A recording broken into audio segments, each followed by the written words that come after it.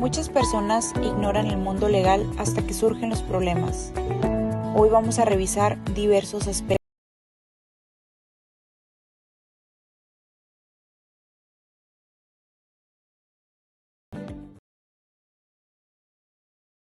Hola mis juristas, ¿cómo están? Estamos una vez más aquí en el podcast de Alma, tu abogada, y el día de hoy voy a aprovechar que andamos en épocas electorales, porque ya saben que siempre aquí en Alma, tu abogada andamos a la vanguardia, y con esto de que también ando en campaña, pues me les había desaparecido en el podcast, pero ya estoy de regreso y vamos a hablar de derecho electoral. Bueno, invité a una persona especializada en derecho electoral y vamos a hablar de algunos supuestos que pasaron en la ley, porque yo sé ustedes juristas que no saben que hay todo un proceso detrás de unas elecciones. Y el licenciado Iván de la Selva nos va a explicar muchos de esos procesos que hay detrás de las elecciones. Pero bueno, no le quito más protagonismo. Licenciado, muchas gracias por aceptar mi invitación. Gracias a ti, muchas gracias. Muy honrado de que me hayas invitado a compartir algunos conceptos y experiencias. Me da mucho gusto estar contigo este día. Muchas gracias. Pero antes de iniciar el chismecito legal, vamos a pedirle a nuestro mayordomo que nos traiga un tecito. ¿Sí le gusta el té? Me parece perfecto. Pero le ponemos vodka al té, no hay problema. Que no falte. Ok.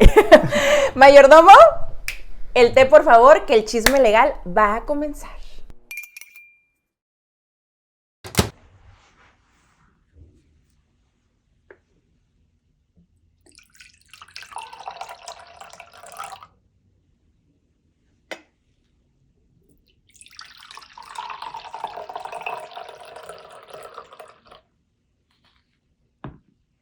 Lucita, espero que disfrutes tu tecito. Claro que sí.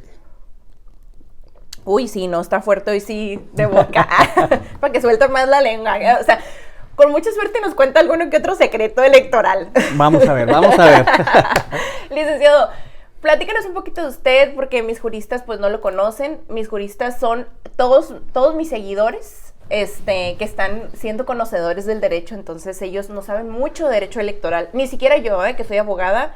He estado yo en un par de cursos con usted, que me ha dado un par ahí de cursos, pero no soy experta en la materia y me falta mucho, pero quiero saber cómo inició usted en este recorrido, claro. Que nos cuente una que otra anécdota que se pueda. Entonces, bueno, díganos. Sí, mira, yo encantado de estar aquí contigo. Te comento que yo soy un abogado tijuanense. Soy egresado de la Universidad Autónoma de Baja California, una universidad pública. Marrones los dos. Toda mi educación, desde primaria hasta la universidad, fue en escuelas públicas. Tuve la oportunidad de estudiar una maestría posteriormente, ya en una escuela privada, en Derecho Penal. Mi maestría es en Derecho Penal, la pude concluir debidamente con mi título y mi cédula. Y ahí fue donde me formé sobre mi creación o formación y definición de ideas académicas. Posteriormente he trabajado en muchas dependencias como funcionario público, a nivel municipal, a nivel estatal y a nivel federal. Me desempeñé como agente del Ministerio Público en finales de los 1900, principios de los 2000, y ahí me entendí cómo se integraba lo que antes se llamaba las averiguaciones previas. Como ha habido reformas a toda la legislación penal, ahora ya no se le llaman averiguaciones previas, se les llaman carpetas de investigación, que es los primeros trabajos que hacen los hoy fiscales para tratar de integrar expedientes en contra de algunas personas, mujeres u hombres, que puedan ser acusadas de algún delito. Ahí adquirí mucha experiencia y posteriormente en Baja California había una hegemonía de gobierno, es decir, que todo lo que estaba en el gobierno lo tenía el Partido Acción Nacional, el PAN. Okay. Tenía gobierno municipal, gobierno estatal, regidores, diputados federales, senadores, pero no tenía la presidencia de la República. Después hubo una alternancia en el gobierno de Tijuana, donde ya dejó de tener el gobierno el PAN por primera vez y llegó el PRI y me invitaron a trabajar a mí. Okay. Yo tuve la oportunidad de trabajar en ese primer gobierno priista que llegó en 2004 y donde me llegué a desempeñar como director general de gobierno. Ahí me tocaba administrar conflictos de mercados sobre ruedas, vendedores ambulantes y transportistas que hacían muchos reclamos legítimos sobre derechos que ellos querían ejercer para tener un ingreso para sus familias. Pero a veces, pues sí, no respetaban las reglas de manera como debe de ser. Por ejemplo, los taxistas que hacen lo que se llama un sitio de taxis, donde Sí. están estacionados para subir pasaje. Ajá, sí, perfecto. Lo ubico Entonces, de repente una vez nos llegó una manifestación de taxistas a gobierno municipal porque les queríamos quitar un sitio de taxis. Ok. Y yo les dije, perfecto, es un buen reclamo, nada más que les quiero hacer una observación. Ustedes están haciendo un sitio de taxis donde está un hidrante de bomberos, las tomas de agua para cuando hay incendios, y esos son lugares prohibidos estacionarse. Entonces, por favor, ayudémonos. Claro. Yo no quiero romper la ley, pero ustedes tampoco la rompan. Claro. Entonces nos rodearon el Palacio Municipal de Transportistas, el edificio de gobierno municipal, y yo recibí la instrucción de hablar con ellos. Venga, eso. Entonces fue lo que yo dije. Sí. Claro, nada más quiero hacer una pregunta. ¿Y qué les digo? Claro. O sea, ¿cómo los quiero? Pues que se Sí, no, muevan. son bien bravos los taxistas. Y yo dije, bueno, pues entonces, Con todo respeto. ahorita regreso, ¿no? Ahorita regreso. Bajé a hablar con ellos, entró una comisión, yo les dije, ¿cuántos grupos hay? No, pues como 7 o 10 grupos de taxistas. Pues una persona por cada grupo. Ah, sí, está bien, vamos a entrar 2. No, una persona, no, 2. Total que entraron como 30. Y había medios de comunicación y había todo un escenario muy tenso. Claro. Llegamos a un acuerdo donde íbamos a iniciar unas mesas de diálogo y ellos retiraron sus unidades. Y pues obviamente pudimos ir librando ese conflicto. Esa es una de las anécdotas muy significativas de mucha tensión social que me tocó vivir en el gobierno municipal. Después se puso más interesante mi vida profesional porque me mudé por 11 años a la Ciudad de México a vivir en el 2010. Ok. Y trabajé como director general en la Comisión Nacional de los Derechos Humanos. Aquí lo relevante es que en el año 2011 hubo una reforma constitucional en materia de derechos humanos, donde se estableció en la Constitución derechos humanos que antes la Constitución no veía. La Constitución decía, yo te otorgo los derechos. O sea, palabra otorgar significa yo te los doy. Y la reforma dijo, esto está mal porque los derechos humanos no me los está dando la Constitución, ya son míos. Entonces se cambió la redacción a decir, te reconozco los derechos humanos que tú tienes. Tú ya los tienes, yo te los estoy reconociendo. No, pues muy buen concepto. Y entre ellos, por ejemplo, el artículo 1 de la Constitución antes del 2011 tenía 3 párrafos. Ahora cambió a 5 párrafos. Ok. Y donde decía, se respeta las preferencias. Y le dijeron, no, espérame, vamos a ser claros. Se van a respetar en la Constitución las preferencias sexuales. O sea, ponerle todo el enunciado completo para no dejar... Nada ambiguo. Sí. Porque en el derecho es muy así. La laguna del derecho está ambiguo, no lo dice claramente. Y entre más claro... Es correcto. Se reformaron otros artículos de la Constitución, la cuestión hay una cláusula de exclusión o expulsión de personas extranjeras, pero hay gente que, por ejemplo, es no mexicana, es extranjera, que se viene a vivir a México, pone negocios, crea familia, etc., sus hijos en escuela y de repente de la noche a la mañana le dicen, te vas del país. Entonces, por respeto a los derechos humanos, se les otorgó el que estas personas tengan una garantía de audiencia. Decir, oye, yo soy empresario o soy diplomático, etcétera, vine a hacer una vida a México, no me puedes sacar de la noche a la mañana por un conflicto político. Respeta mi garantía de audiencia para yo decir por qué puedo o no puedo o cuánto tiempo debo de estar aquí, si estoy jurídicamente, legalmente en territorio nacional.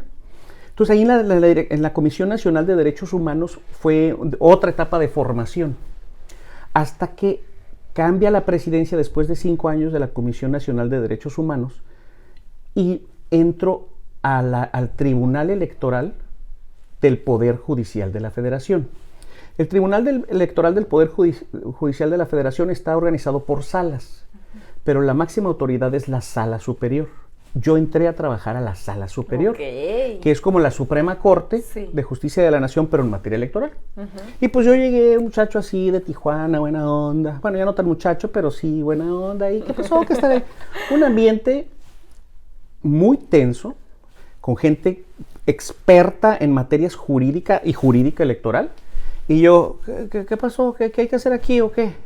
No, pues hubo gente muy amable, hice amistades que hasta la fecha conservo y también hubo gente muy dura, con una personalidad muy, a veces grosera, arrogante, prepotente, soberbia, etcétera, con los que tuve que convivir, pero también aprendí muchísimo.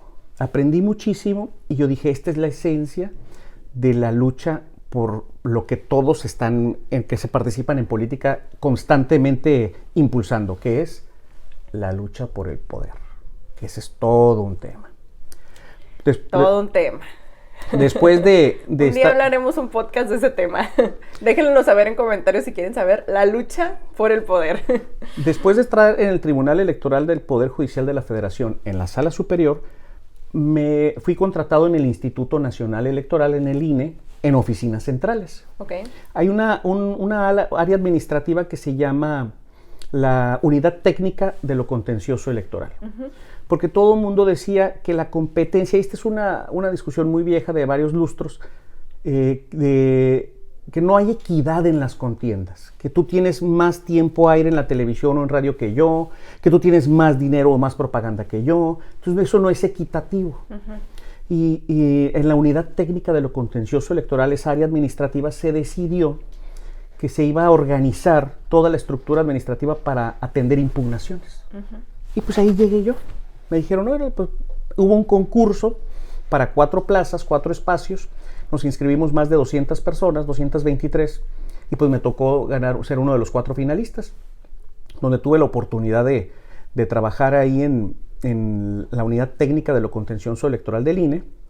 Y pues también es otra etapa formativa, donde aprendí mucho, conocí gente muy amable. O sea, eso es muy diferente al primer puesto que tuvo en Ciudad de México, que era como la Sala Suprema del... La Sala Superior del TRIF, de lo que era el Tribunal Electoral. Y entonces entra a otra... Después entro al INE. Ok, quiero que nos explique cuál es la diferencia de uno u otro. Ok, el Tribunal Electoral es un área de jueces, y en jueces hay mínimamente 2 partes, porque puede haber terceros, donde están tratando de decidir quién tiene la razón, a quién le corresponde. Por ejemplo, ¿quién merece ser candidato? ¿Ella o yo? ¿Quién merece ser presidente de un partido? ¿Ella o yo? O puede ser 2 hombres, 2 mujeres, etcétera. Pero ahí es donde se dirime o quién ganó una elección, ¿verdad? O qué elección se tiene que anular, porque ha habido muchas elecciones anuladas. O quién merece ser candidato, por ejemplo, o quién no merece ser candidato, inclusive cuando no hay partes en pugna, pero decir tal persona no reúne los requisitos para ser candidato o candidata, que ya ha pasado, y muy recientemente, que dice, esta persona no puede ser candidata. Perfecto. ¿Por qué? Porque la ley le prohíbe por este tema. ¿Hay alguna prohibición? ¿Nos puede dar un caso práctico del pasado? El gobernador de Guerrero. Actualmente hay una gobernadora en Guerrero, pero no fue la primera opción. La primera opción era su papá, que era Félix Salgado Macedonio. Félix Salgado Macedonio fue postulado para ser candidato a gobernador y una sentencia del Tribunal Electoral le prohibió ser candidato a gobernador y en sustitución postularon a su hija. Y su hija ganó la elección, pero él no fue. La cuestión es, ¿por qué no fue? ¿Qué errores cometió? Lo mismo le estaba pasando a Montserrat Caballero, a la presidenta municipal de Tijuana, que por poquito no era candidata. Cuando iba a ser postulada en el 21, de repente dijeron, había un proyecto para impedirle, para sancionarla con la candidatura, es decir, impedimento de ser candidata. Se hizo lo que se tuvo que hacer y modificaron el proyecto por cuestiones legales. Todo el mundo puede hablar de que permea el fantasma de la política. No, es que es la grilla, que así lo decidieron. Bueno, eso son especulaciones, teorías de la conspiración y lo que sea. Mi opinión es técnica jurídica, de decir, por cuestiones legales querían sancionarla y por cuestiones legales modificaron el proyecto. Y te puedo decir cuál fue. Sí, o sea, cuando habla de una modificación de un proyecto, o sea, explíquemelo. Nosotros somos muy coloquiales en este podcast, o sea, explíquemelo como en palabras más, en manzanitas y peras. Todos tenemos acta de nacimiento. Tenemos un acta de nacimiento que es una hojita y ahí dice que yo nací. Perfecto. A veces tenemos un CURP, que es otra hojita. Tenemos una credencial que usamos para votar, que todas las personas les decimos INE, y ese no es el INE, esa es una credencial para votar, una credencial de elector. El INE es la institución. Pero cuando hay, por ejemplo, un juicio de divorcio, y de repente la juez o el juez dicta una sentencia, la sentencia es más de una hojita. Son muchas hojitas donde dicen por esta razón, no procede el divorcio o sí procede el divorcio, o no procede la adopción o sí procede la adopción. Entonces, esa sentencia la emite un juez o jueza. En las áreas administrativas donde no hay jueces o no hay juezas, no les llamamos sentencias, les llamamos resoluciones.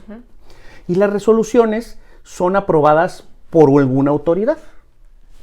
Esa autoridad a veces está constituida por un solo ser humano o por varios seres humanos, que es como el Consejo General del Instituto Nacional Electoral. Y ahí se proponen decisiones a las que se les llama acuerdos. Entonces, se someten a consideración del Consejo General acuerdos que a veces son proyectos de acuerdos cuando todavía no se aprueban, o son acuerdos aprobados cuando ya se votan y tienen una mayoría, donde se deciden cosas de carácter electoral. ¿Quién va a ser el presidente del partido? ¿Quién va a ser la candidata? ¿Quién va a ser el candidato? Etcétera. Y esos son los acuerdos. Son una serie de documentos que razonan por qué sí o por qué no se toma una decisión, que a veces afecta, bueno, siempre afecta a alguien, pero en sentido positivo o en sentido negativo. Lo que pasó en Guerrero fue eso, se afectó a una persona que no le permitieron ser candidato. Lo mismo pasó en Michoacán y en la ciudad de Torreón, en Coahuila. Se han caído candidaturas porque algo hicieron. Los supuestos... Pero, por ejemplo, sí entiendo que algo hicieron y lo entiendo técnicamente, pero ¿qué hicieron? Ajá. ¿Qué fue? Ejemplo. Mira, ejemplo. El caso de Guerrero es que de repente en las elecciones históricamente siempre sobraba el dinero. Y dijeron, ¿sabes qué? Debe haber un tope de gastos de campaña. No gastes más de esto. Perfecto.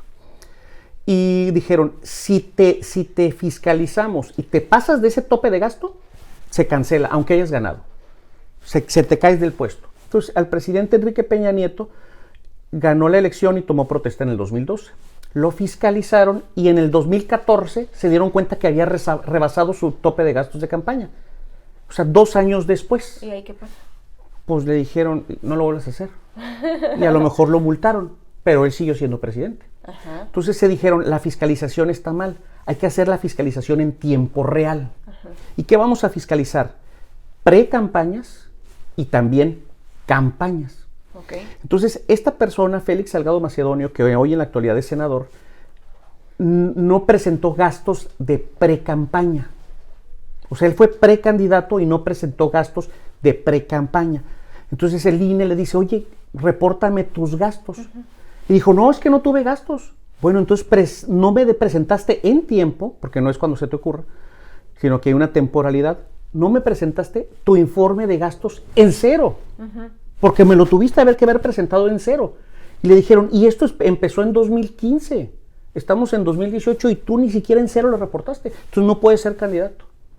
Y se hizo un relajo, hizo un plantón afuera de las oficinas del INE, etcétera, pero le dijeron no, el criterio es no presentas gastos, es preferible presentar reporte de gastos mal entregado a no entregarlo.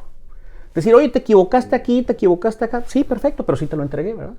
O que me equivoqué en alguna factura, con intención o sin... Y puedes meter una aclaración y todo, imagino. Hay procedimientos legales, procedimientos legales. Que el régimen de fiscalización en materia electoral es distinto al régimen de fiscalización de todas las mexicanas y mexicanos. Es distinto.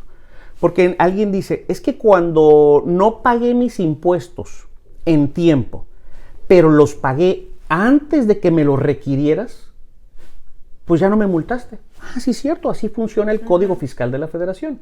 Pero en materia electoral es, oye, te aclaré sin que tú me requirieras. En materia electoral eso no importa.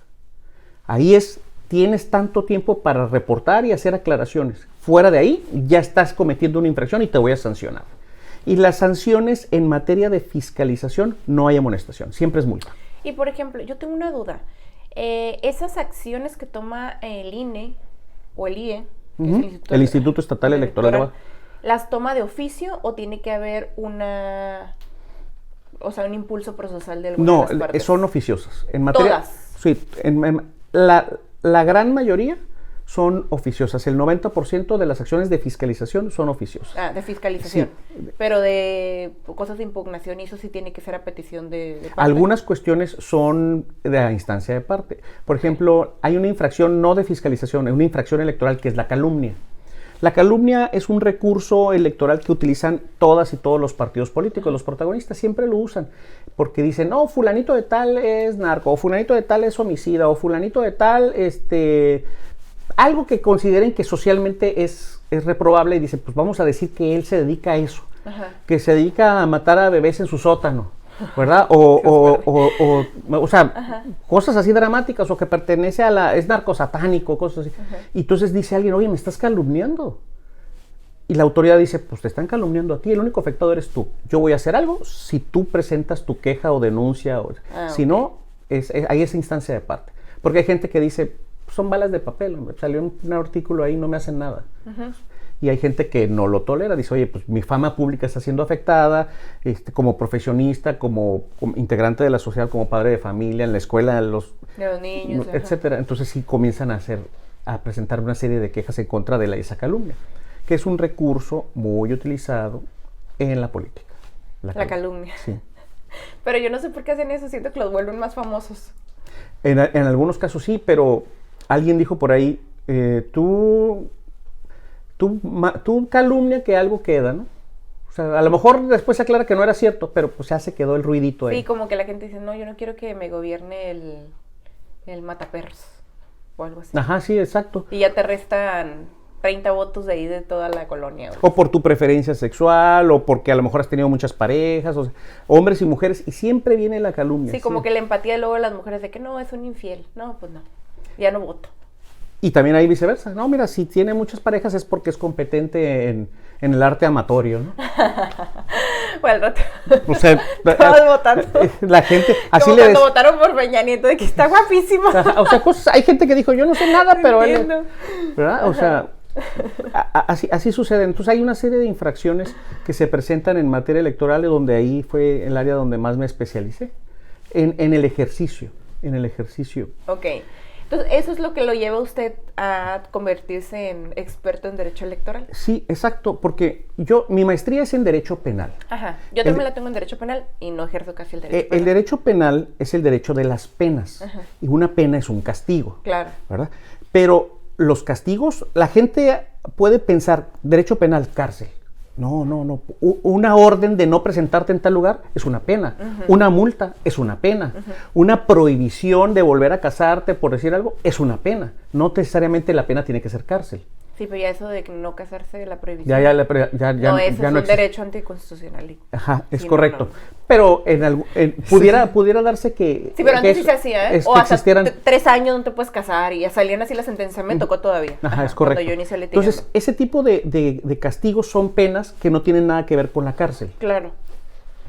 Entonces, en ese sentido, dentro del derecho electoral hay un derecho sancionador.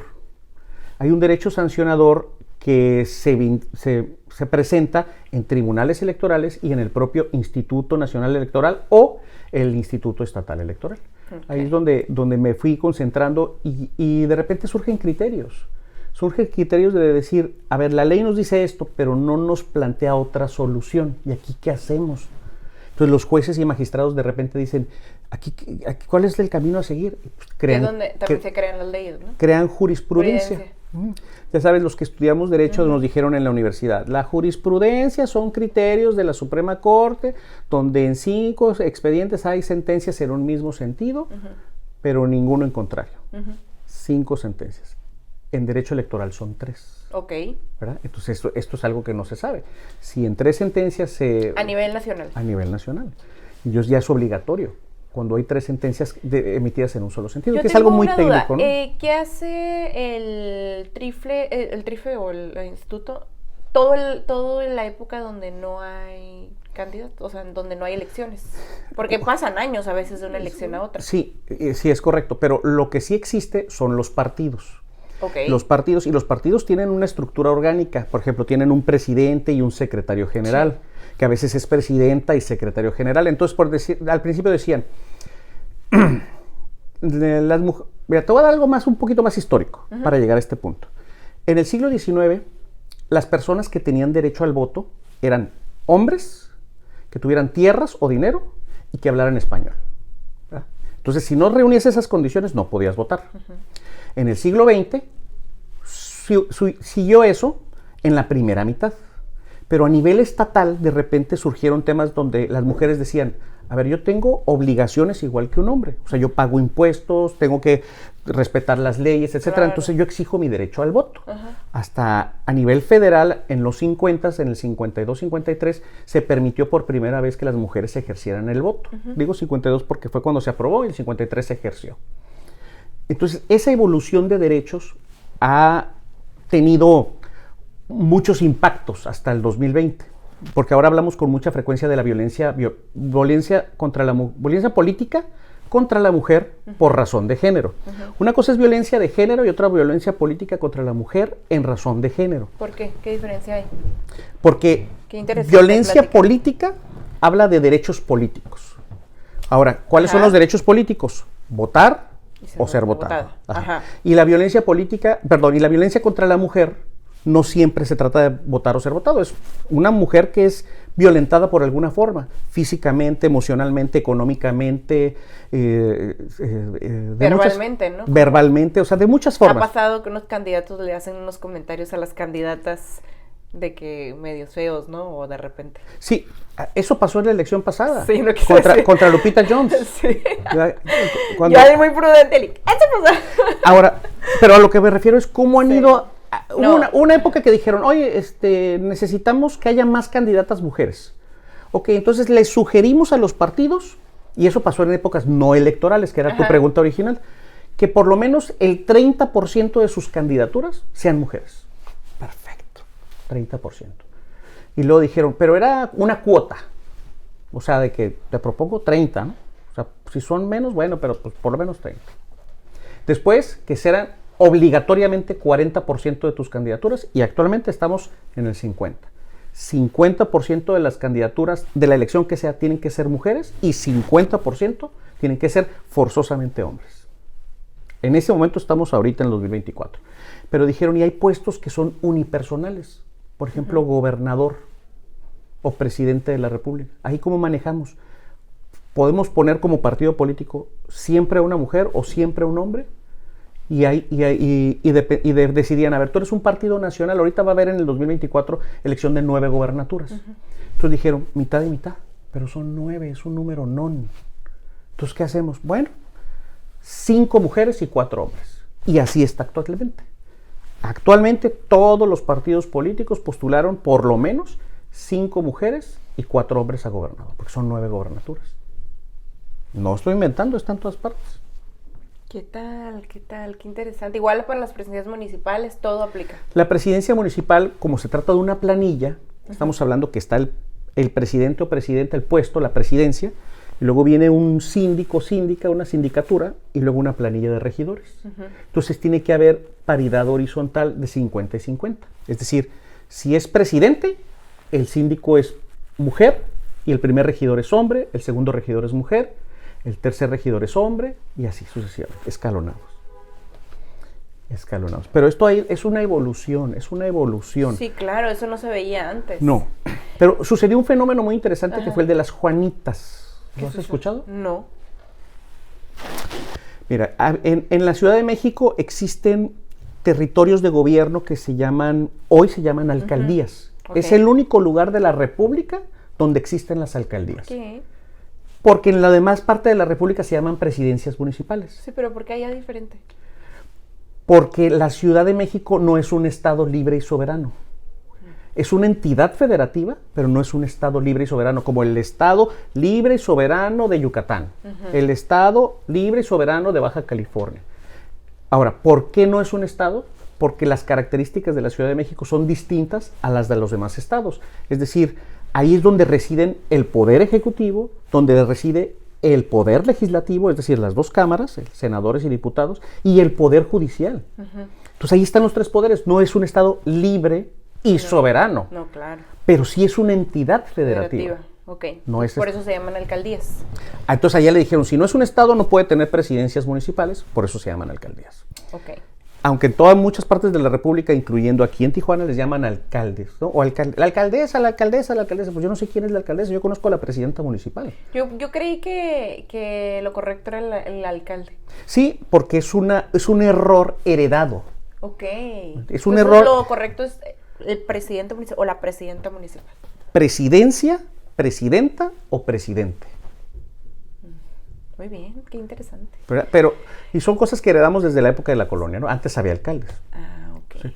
Entonces, Me gustaría que nos contara de un par de supuestos jurídicos que haya vivido, interesantes si se puede, en el pasado, no recientes porque no estamos aquí en contra de ningún partido ni nada, entonces, quisiera comentarte dos. Te estaba hablando de las Juanitas. Ah, las Juanitas, sí. Ok. Había un personaje muy popular en la sociedad de esa alcaldía que se llama hoy en la Ciudad de México Iztapalapa. Antes era una delegación. Eran las delegaciones. Ajá. Las cambiaron a alcaldías. Las delegaciones eran el puesto del delegado o delegada, y ahora en alcaldías tienen una especie de regidores, pero se llaman consejeros o concejales. Entonces se postularon unos partidos del PRD y otros, postularon a una persona que le decían el Juanito. Se caracterizaba porque tú lo puedes poner quién es Juanito en Iztapalapa y en cualquier buscador, en Google o lo que sea, sí. Y tenía una cinta roja amarrada aquí en la frente. Entonces tú lo veías, miren, Juanito, y de repente se hizo muy popular y le pedían fotos y no sé qué tanto. Entonces lo postulan y le dicen, oye, Juanito, tú vas a ser el candidato y tú vas a ganar porque todos te estamos apoyando. Pero en cuanto ganes, tú pides licencia para que ella, una mujer, entre a tu cargo. Y todos dijeron, órale, me parece bien.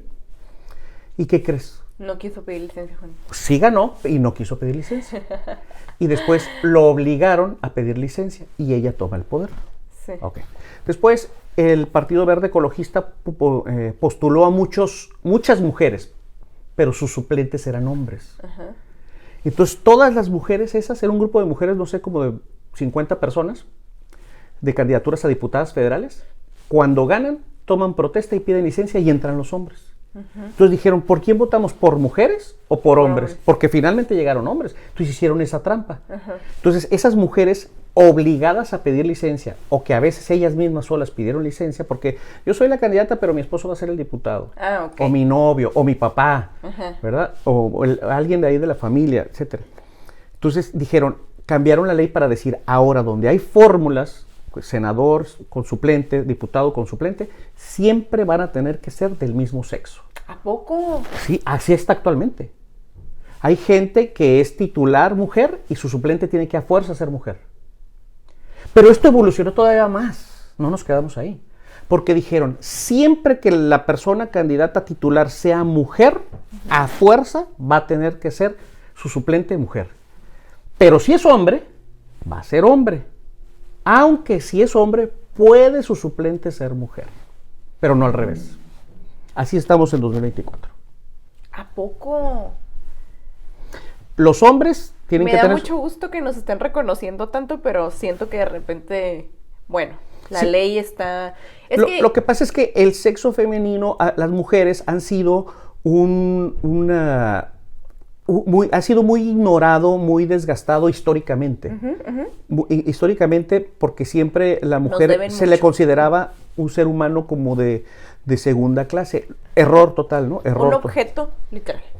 En algunos sectores un objeto, en algunos sectores sociales, inclusive hasta la fecha. Hasta la fecha en algunas poblaciones. En unas poblaciones está muy cañón. Ajá. Pero no necesariamente en poblaciones pobres. Ajá. También en grupos sociales de alto poder económico, a los empleados domésticos los tratan como una especie de esclavos.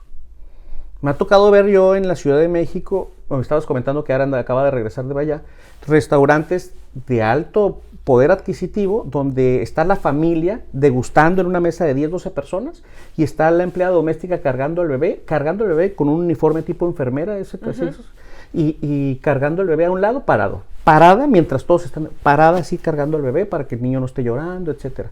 Lo cual se me hace como muy clasista, Sí. algo que no debería ser, pues, porque es la empleada, la sirvienta, la doméstica, es algo muy opresor. Sí, yo también coincido, la verdad que ya no estamos en esas épocas como para tratar así a un ser humano. Sí, es algo que se debe de evitar. Entonces, esta evolución política para la mayor participación de la mujer, digamos ese punto. Pues Eso sí. te puedo platicar de las Juanitas. Entonces dijeron, no más Juanitas. La fórmula es del mismo género. Ajá. Si pide licencia la mujer, va a llegar una mujer. porque su suplente es mujer. Pero ahora, en casos concretos, mira, te voy a platicar uno bien interesante. Esos del verde son canijos, ¿eh? Pues es que han hecho cada cosita. Han sido muy astutos, pero han sido también muy sancionados. Sí, muy sí. sancionados. Los partidos políticos reciben mucho dinero. Al dinero le llaman prerrogativas. Oye, ¿qué onda? ¿Cuándo nos dan las prerrogativas? En lo que voy a gastar en todo el año. Y ellos pues pagan sus empleados, secretarios, asistentes, toda la rentas, estructura del etcétera. partido. Ajá. Pero les han multado, les han llegado a quitar hasta más del 50% de sus prerrogativas del año. O sea, si te voy a dar 100 pesos en este año, ahora por tantas faltas que has cometido, te voy a dar 50 o menos.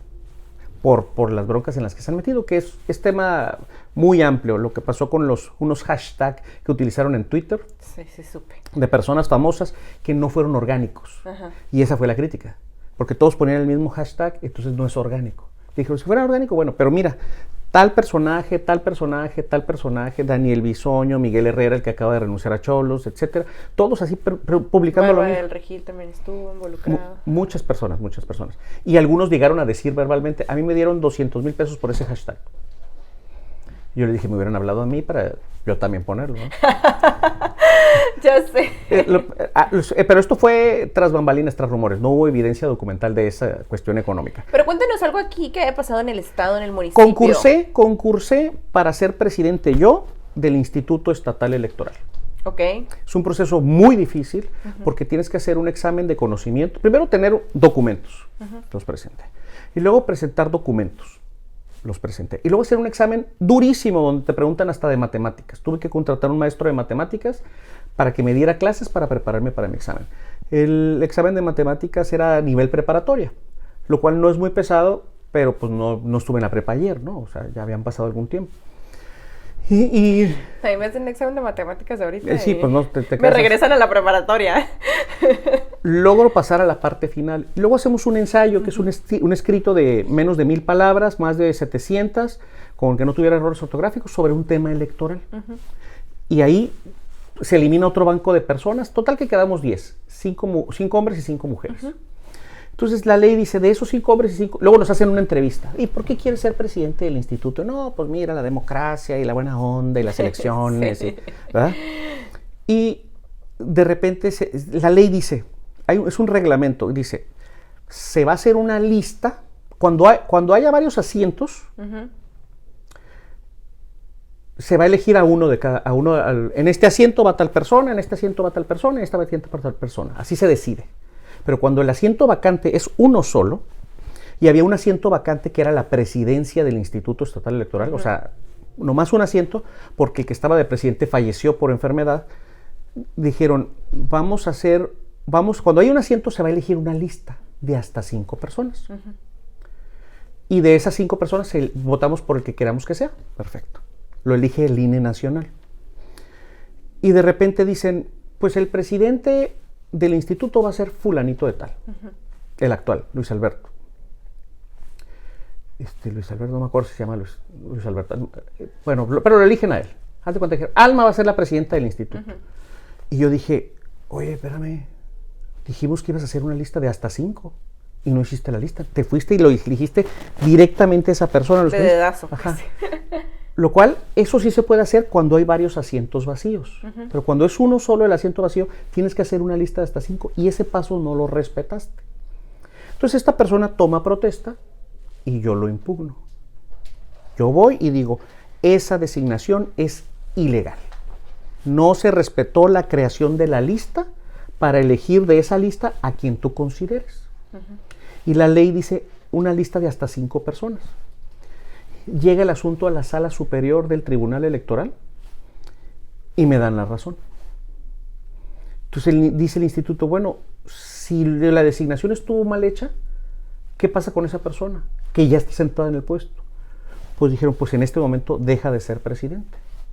Entonces el presidente del Instituto Estatal Electoral fue designado, durante como un mes dejó de ser presidente, y tú dices, bueno, y si deja de ser presidente, entonces ¿qué fue? Pues una persona más, ¿no? O sea, entonces imagínate ser presidente de lo que sea, del sindicato, de la empresa, de la sociedad de padres de familia, hasta te enderezas la espalda, ¿no? Claro. ¿Quién eres tú? No, yo soy el presidente, yo soy la presidenta. Y cuando de repente dicen, oye, no vas a ser presidente.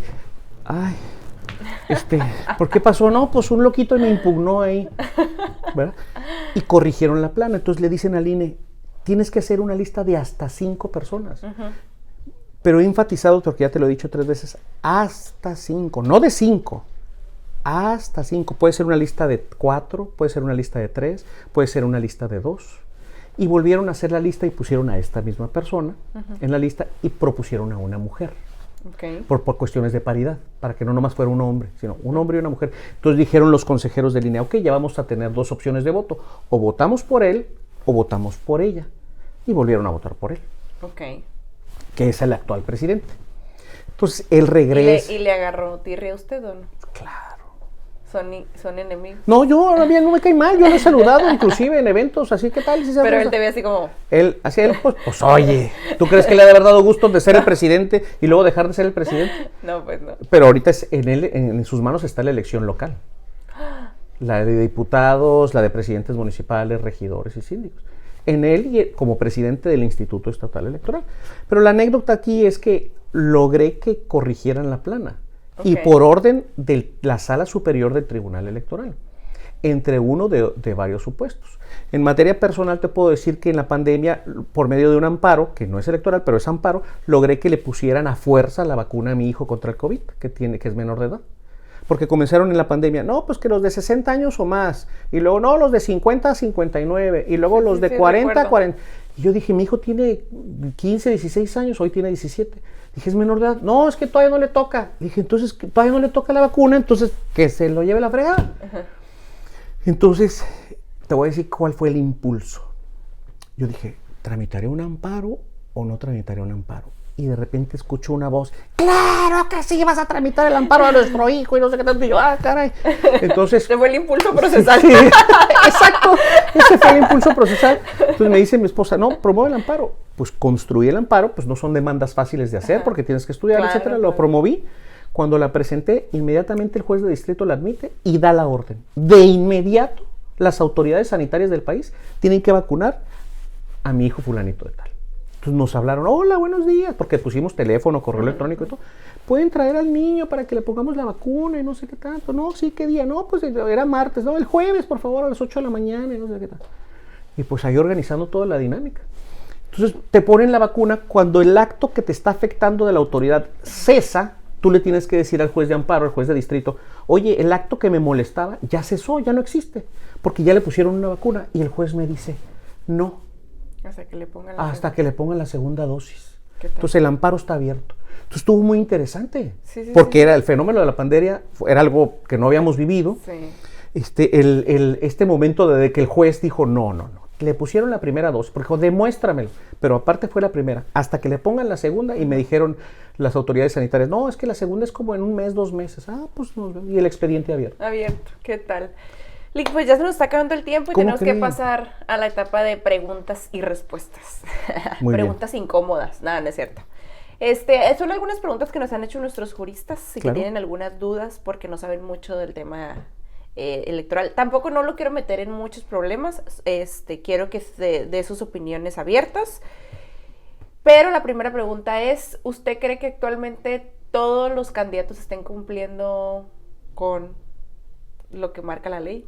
Fíjate que es una pregunta muy buena, porque los candidatos y candidatas se les exige mucho, no tener antecedentes penales, no están impedidos para desempeñar un puesto por sanciones administrativas.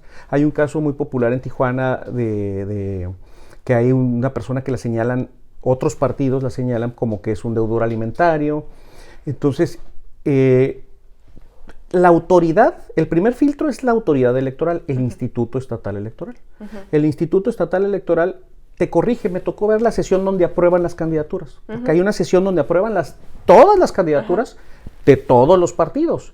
Y cuando digo todas las candidaturas es diputaciones con titular y suplente, presidencias municipales con sus planillas de regidores y sus suplentes. Entonces, mucha gente. Una persona, por ejemplo, no llevó la credencial de elector. Creo que en Ensenada, no llevó la credencial de elector. Entonces le dijeron, es que esta persona no presentó la credencial de elector, ¿cómo va a ser candidato? Si no tiene credencial, es porque a lo mejor ni siquiera está en el padrón. Entonces, exíjasele al partido que presente la credencial o proponga una sustitución. Y ha habido sustituciones, porque algunos candidatos no cumplieron. En Rosarito, por ejemplo, una persona entró de suplente, lo acabo de ver en Facebook. Este es un conocido, tengo una amistad no muy cercana, pero sí se llama Jonathan Abarca. Dice, acaba de publicar ayer, soy candidato suplente. Dijo, entonces, acabo de entrar, pues si la elección, la campaña empezó el día 15, estamos a 2 de mayo, o sea, pero tú acabas de entrar porque las sustituciones. Okay. ¿Por qué? Porque algunos candidatos no presentaron todos los documentos, no cumplieron con todos los requisitos. Y hay otros que sí lo cumplieron según la autoridad. Sí lo cumplieron y dijeron, esta persona sí es candidato, vete a hacer campaña. Y se va bien contento, pero otros partidos han impugnado. Okay. Y hay algunos asuntos que todavía no están resueltos en el Tribunal de Justicia Electoral de Baja California. Así se llama, Tribunal de Justicia Electoral de Baja California. Entonces algunos no han cumplido, los han sustituido y hay otros que están en juicio, ya que el tribunal... La otra pregunta sería, ¿cuándo ya sabemos quiénes quedaron o no? No hay una fecha exacta, cierta, decir el día 7 o el día 10, etcétera. No hay una fecha exacta. Lo que sí, y lo dijo en la prensa el magistrado presidente del Tribunal de Justicia Electoral, dijo, esto tiene que estar resuelto en 10 días. Okay. No es obligatorio que sea en 10 días, pero ya te da una idea de que ellos están pensando hacerlo rápido. Puede ser en 12 días o en 15 días. Okay, rápido, tiene que ser. Y por ejemplo, las elecciones se terminan el día 2. El día 2 son las elecciones más bien, ese día. Ajá. O sea, que terminan las campañas tipo el 28 y el día 2 es el 28, día... 29, ajá. Ajá. Pero, ¿cuándo es cuando se decide ya quiénes son los candidatos que ganaron? Es que hay una etapa del proceso electoral, por eso se le llama proceso, porque trae varias etapas. La etapa de las convocatorias, las precampañas, la intercampaña, la campaña, y luego ya viene la votación, que es el día de la jornada electoral. Y luego viene una etapa que es bien difícil, que es la del cómputo. En la noche del día de la elección se tiene un resultado preliminar, donde dice preliminarmente la tendencia de la votación favorece a tal candidata o tal candidata. Y digo candidatas en términos femeninos porque en la presidencia de la República va a ganar una mujer. O sea, según lo que vienen en las encuestas y las tendencias. Claro. ¿Quién? Pues no se sabe, ¿no? Hasta que sale la votación. El tercer candidato está haciendo su lucha, pero no se logra apreciar que tenga una posibilidad de éxito real. Pero ahí vamos. No, ahí va. Pues él está en su legítimo derecho, ¿no? Claro. Y su partido, etcétera. Pero la siguiente etapa se llaman los cómputos. Y ahí los cómputos empiezan a nivel federal el siguiente miércoles después de la jornada electoral. La jornada es el domingo, y luego lunes, martes, y el miércoles a primera hora comienzan los cómputos, que es revisar paquete por paquete cómo fue el resultado de la votación. Y el cómputo es todo un ejercicio, porque primero ven el acta, a ver si está bien llenada o no. No revisan el paquete. Si ven que el paquete está alterado, que el acta no está clara o algún problema, se decide abrir los paquetes. Pueden abrir hasta el 100% de los paquetes, o el 50%, o el 20%, etcétera. Pero no todos los paquetes se abren. En esa etapa de cómputo es cuando de repente se revisa y a veces hay modificaciones. A veces no, a veces hay votos nulos. Pues, gané por 100 y no, pues había como 10 votos nulos. No, ganaste por 90, no por 100, hay que ser claros, ¿no? Ah, perfecto, bueno, gané por 90. Pero el cómputo empieza hasta el siguiente miércoles después de la elección. Ahí es cuando ya se va a saber. El resultado de la noche de la elección es preliminar. Y el siguiente miércoles es cuando empieza el cómputo y ya es el resultado oficial, que también puede ser impugnable. Ok, qué interesante es esto del derecho electoral. Nadie gana hasta que ganó. Sí, hasta que los tiempos procesales pasaron. Te voy a decir por qué. Porque esto es la lucha por el poder. No, y es la guerra. Y en la historia de la humanidad ha sido de vida o muerte. Ajá. En la historia de la humanidad, la lucha por el poder ha sido cruenta. La palabra cruenta quiere decir sangrienta. La lucha por el poder, si es... En este 2024, en la República Mexicana, ¿cuántas veces no hemos escuchado? Mataron al candidato o candidata de tal partido en tal estado. Ay, sí, ¿cómo han matado candidatos? No es la primera vez que lo hacen. Ya sé, aquí nos mataron a uno, porque es la lucha por el poder. Y así es la lucha por el poder. Entonces, por eso las luchas por el poder en las democracias tienen que ser con base a normas, que es lo que vemos los abogados, las abogadas, los abogados. ¿Y qué es una norma? No es la señora de la tiendita, doña Norma, no. Una norma es una regla de conducta. Cómo debemos hacer las cosas, cómo nos debemos de conducir. Eso es una norma, una regla de conducta. Entonces, ¿cómo debo de hacer política? ¿Qué debo decir? ¿Qué no debo decir? ¿Cuándo son los tiempos que tengo que actuar y respetar? ¿Y cómo sé si gano o pierdo? Ok. Eso es lo que te puedo decir. Bueno, licenciado, pues ya vamos a terminar aquí esta plática tan amena. ¿Por qué? Y vamos a terminar con una pregunta que le hacemos a todos nuestros entrevistados. Un sueño que le falte por cumplir. Puede ser electoral o no puede ser electoral, puede ser personal, el que guste.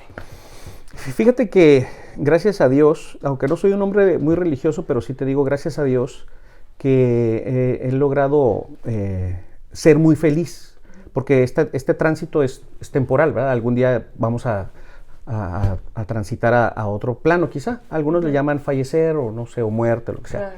Pero sí he sido muy próspero, he sido muy feliz. Tengo 2 hijos, estoy casado, mi familia está bien, disfruté mucho a mi padre, disfruté mucho a mi madre, fallecieron ya en etapa grande.